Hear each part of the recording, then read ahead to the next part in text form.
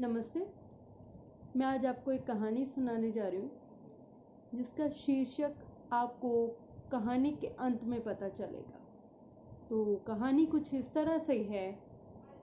एक स्त्री मंदिर जाती है, उसके हाथ में पूजा का सामान है, जाके पूजा करती है। पूजा समाप्त करने के बाद वो इधर उधर देखती है तो देख के बहुत परेशान हो जाती है कि कुछ और लोग जो आए हुए हैं पूजा करने के लिए मंदिर में, उनमें से कुछ लोग आपस में बातें कर रहे हैं, कुछ लोग फ़ोन पे बात कर रहे हैं, तो कुछ इधर उधर घूम रहे हैं। उसके मन को बड़ी परेशानी होती है। सोचती है कि आज तो मैं पंडित जी से बात करके रहूँगी। उसी वक्त पंडित जी के पास जाती है और बोलती है कि पंडित जी, मेरे को बहुत साल हो गए यहाँ आते हुए। मैं रोज़ यहाँ पूजा करने आती हूँ, मगर आके यहाँ पे मन बहुत दुखी होता है।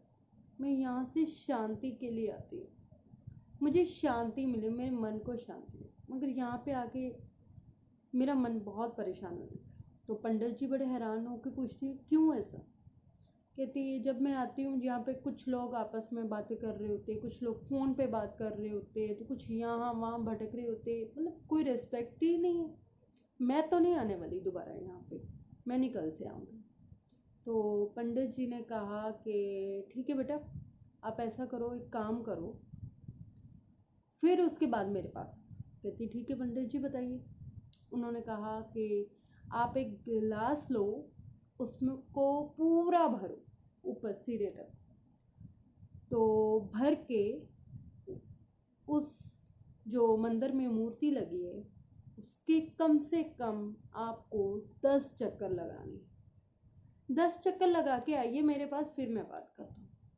तो स्त्री बोली, ये तो बहुत आसान है, ठीक है मैं करके आती हूँ। तो वो गिलास भर के मूर्ति के चारों इर्द गिर्द चक्कर काटती है।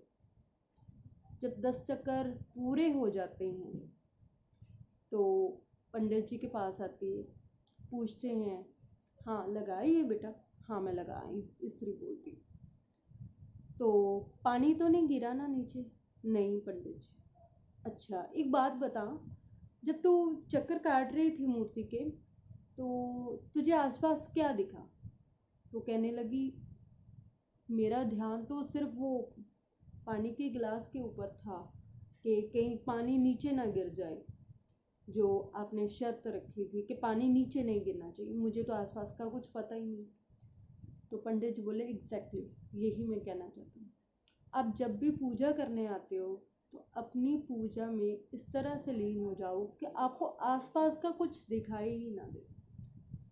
आपको उस चीज़ की परवाह नहीं होनी चाहिए कि आपके आसपास क्या हो रहा है।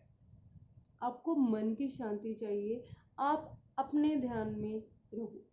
जब आप दूसरों का फॉलो करेंगे, आप दूसरों को देखेंगे, तो खुद ब खुद आपका ध्यान अपनी भक्ति से हटकर उनकी बातों पे चला जाएगा। फिर आपका मन परेशान ही रहेगा, शांति नहीं मिलेगी। ये बात उस स्त्री को बहुत अच्छे से समझ आ गई और मेरा ख्याल है कि हम सबको भी ये वाली बात अपनी ज़िंदगी में अप्लाई करनी चाहिए। तो बताइएगा ज़रूर कहानी कैसे लगी। धन्यवाद।